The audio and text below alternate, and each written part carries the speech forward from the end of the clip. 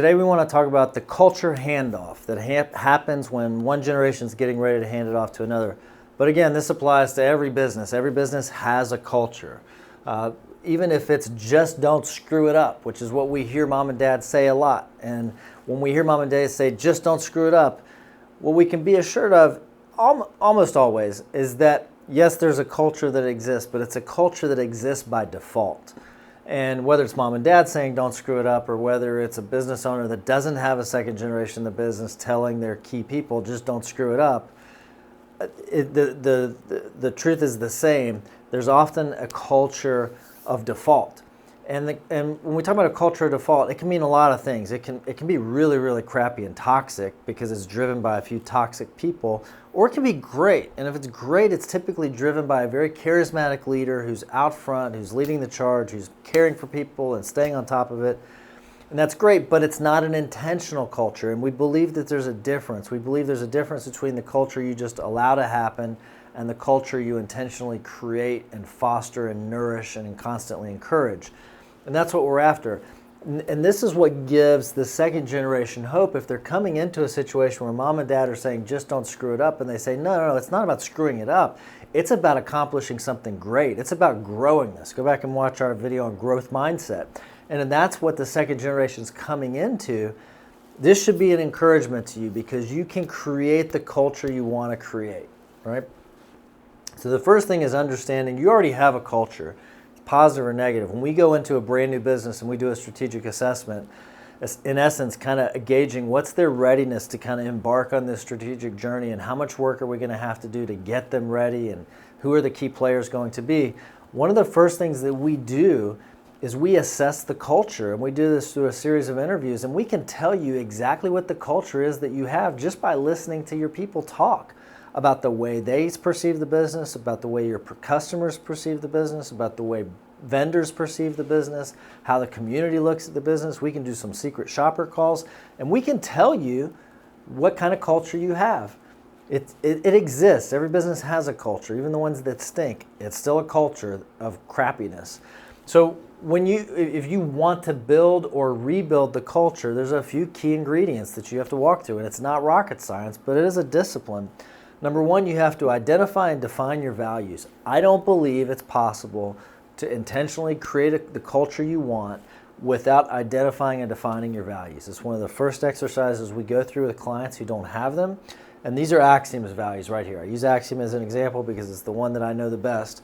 Care, truth, diligence, and learning. Those are our values here. Care, and again, these are our values. We've identified them.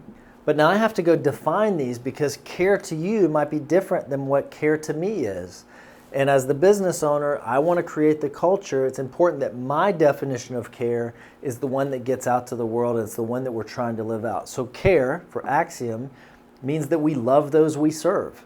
If we get into a potential client situation and it's really hard to love this person, maybe it's more work, maybe loving this person would take away from what we're able to offer to other people, we don't get involved because we believe we need to be able to love everyone we serve. Truth means we say the hard things. We say that we tell the truth even when it's hard either for us to say or for the other party to hear. We say hard things. That's what truth means to us. Diligence means we bring the right amount of work to the task. We don't work and deprive ourselves of time from families, but we do show up prepared. We bring the right amount of work to the task. We don't underwork it, we don't overwork it. And learning, we're reading every day and we're learning better ways to ask questions, better questions to ask. So that's what these values, this is the culture that we want to create at Axiom. We're going to have a much better chance of doing that, having identified and defined our values. Next, you need to plan, and then you need to execute the plan. Why is that important to building culture? Because if you don't have a plan, people are basically just showing up and you're back in that status quo environment. You may focus on one thing one week and another thing the other week, or you may not focus on anything. You just may show up and expect everybody to do their job and get along and read your mind about where you want the company to be next year or the year after that. Or you may not know where you want to be next year or the year after that, and you're just in this status quo environment. That's not going to build the culture because it's not going to push people.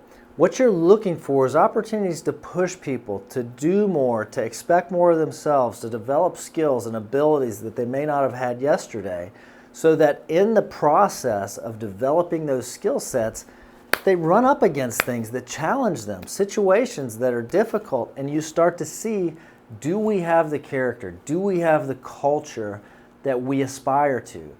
Because culture does not show up just maintaining the status quo. It shows up when we're striving, when we're achieving, when we're at our best. If you don't have a plan and you're not executing against the plan, you don't have those opportunities. So your culture is not going to develop. You can identify and define all you want, but your people aren't going to grow into the culture that you want.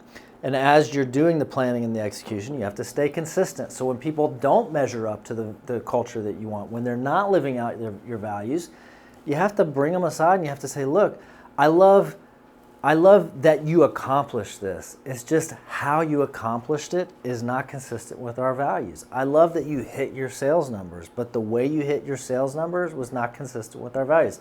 I love that your department met all of their goals, but the way you met them was not in accordance with our values.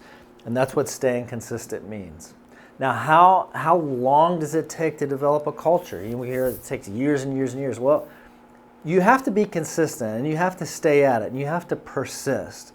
But I think it doesn't have to take as long as you think it does. And the reason is if you don't have an intentional culture and you start to do these things, you identify your values, you plan, you execute, and you stay consistent, I guarantee you that you're going to experience some healthy turnover. And there are going to be some toxic people to your culture that want to leave because they're not comfortable there anymore. And there's going to be a few, there's not as many, but there's going to be a few that you have to invite to leave because they're toxic to your culture. And that is going to turbocharge the growth and development. You're going to see it show up a lot faster as you experience some of this necessary but healthy turnover. So culture is incredibly important, but incredibly tangible thing. I don't want it to be this ethereal, fuzzy thing. It's as simple as identifying and defining your values, planning and execute so that your people have an opportunity to strive and push themselves, and then make sure that you're staying consistent to those values as they develop their skill sets.